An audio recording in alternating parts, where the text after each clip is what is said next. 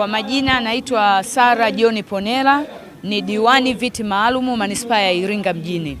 Leo katika siku ya kuzaliwa kwa chama chetu miaka 49, kwanza tunamshukuru Mungu, lakini pia tunashukuru viongozi wetu ambao ni mihimili walichokishikilia hichi chama kwa muda wa miaka 49. Na nyinyi mnafahamu chama kikikaa kwa muda wa miaka 49 ina maana kina viongozi mahiri pamoja na changamoto zilizopo, lakini bado chama kimebaki kuwa imara mpaka sasa hivi hapa tunapotimiza miaka 49, na tumebakiza mwaka mmoja kufika nusu karne, kwa hiyo si jambo dogo. Lakini pia nimshukuru Rais wa Jamhuri ya Muungano wa Tanzania, mama yetu Daktari Samia Hassan Suluhu. Chini ya uongozi wake mmeona vitu vilivyofanyika katika chama toka miaka hiyo 49, toka tulikotoka mpaka sasa hivi. Waandishi wa habari mnaweza mkaona barabara, sekta ya afya, maeneo mengi. Kwa kweli kama mwanamke ninajivunia, na kama diwani wa viti maalumu tunapewa nguvu sana kutoka kwa mama yetu Samia Suluhu Hassan kwa nafasi kwamba wanawake tunaweza.